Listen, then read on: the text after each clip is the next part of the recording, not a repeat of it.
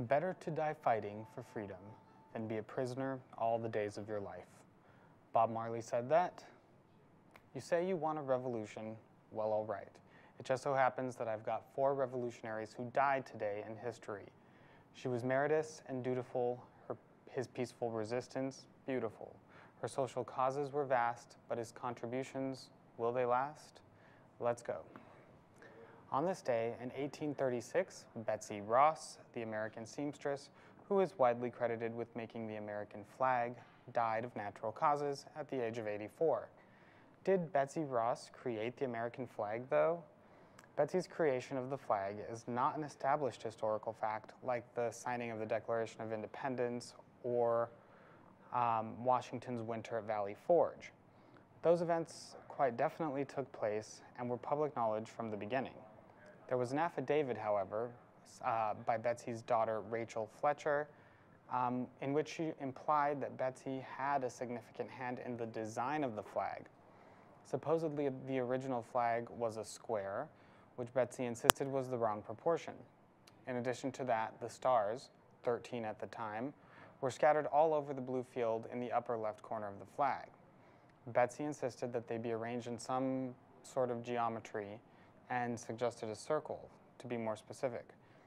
Also, the stars were supposedly 6-pointed stars in the beginning, hail Satan, which Betsy suggested should be 5-pointed stars. I guess she got her way in the end. Betsy Ross worked much of her life as a seamstress, which was probably why she got the job. Her skill set got her pretty close to the front lines of the Revolutionary War. She repaired uniforms and made tents and blankets for soldiers, and even helped assemble stuffed paper tube cartridges with musket balls for prepared package ammunition for the Continental Army. Betsy Ross died in her home amidst the bustle of Philadelphia. Her home is actually a tourist destination, but like the creation of the flag, nobody knows if it was actually her real home. Her body was first interred at the Free Quaker Burial Grounds on North 5th Street in Philadelphia. 20 years later, her remains were moved to the Mount Moriah Cemetery, also in Philadelphia. In preparation for the American bicentennial, the city ordered the remains be moved to the courtyard of the now legendary Betsy Ross House in 1975. However, cemetery workers found no remains beneath her tombstone. Bones found elsewhere in the family plot were deemed to be hers and were reinterred in the current grave visited by tourists at the supposed Betsy Ross house. On this day, in 1948, Mahatma Gandhi, India's political and spiritual leader, was assassinated in New Delhi by Hindu extremists at the age of 78. Gandhi was the preeminent leader of the Indian independence movement in British-ruled India, employing non-violent civil disobedience. Gandhi led India to independence and inspired movements for civil rights and freedom across the world. Gandhi famously led Indians in challenging the British-imposed salt tax with the 250-mile Dandi Salt March in 1930, and later in calling for the British to quit India in 1942. He was imprisoned for many years upon many occasions in both South Africa and India. Gandhi attempted to practice nonviolence and truth in all situations and advocated that others do the same.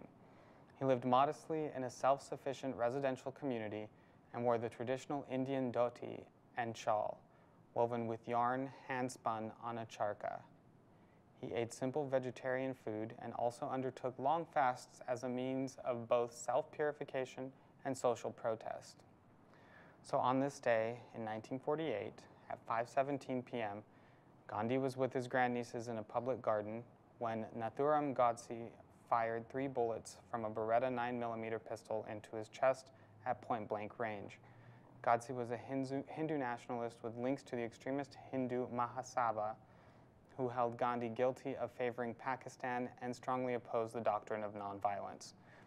By Hindu tradition, Gandhi's ashes were to be spread on a river, but instead they were poured into urns which were seen across India for memorial services.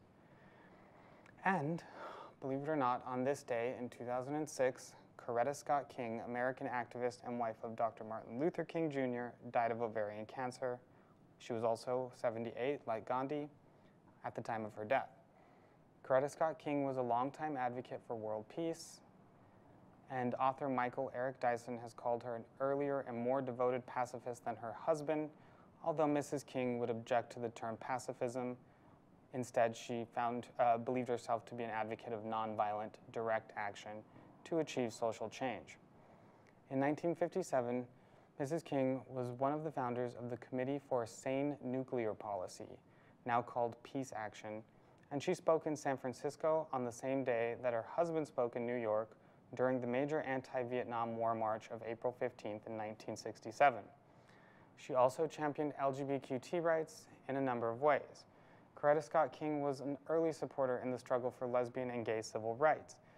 In August of 1983 in Washington, D.C., she urged the amendment of the Civil Rights Act to include gays and lesbians as a protected class. She may have received criticism for her role in LGBTQ justice causes, as suggested by one quote. "I still hear people say that I should not be talking about the rights of lesbian and gay people, but I hasten to remind them that Martin Luther King Jr. said, 'Injustice anywhere is a threat to justice everywhere.'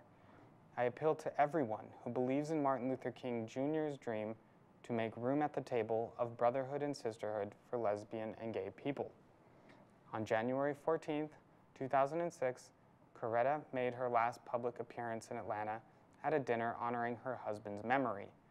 On January 26th of 2006, King checked into a rehabilitation center in Rosarito Beach, Mexico, under a different name. Doctors did not learn her real identity until her medical records arrived the next day and did not begin treatment due to her condition.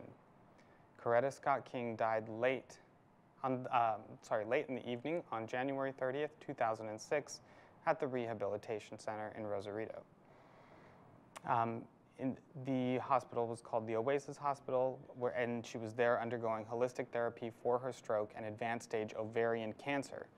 The main cause of her death is believed to be respiratory failure due to complications from ovarian cancer. Her remains were transported to Georgia, where she had a grand and celebratory funeral.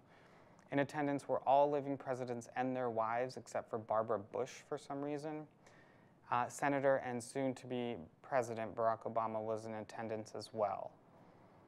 And on this day in 2015, Carl Geraci, the Austrian-born American chemist and father of the contraceptive pill, died at the age of 91 from complications of liver and bone cancer. Geraci was a Jewish refugee who fled to America from World War II-torn Austria.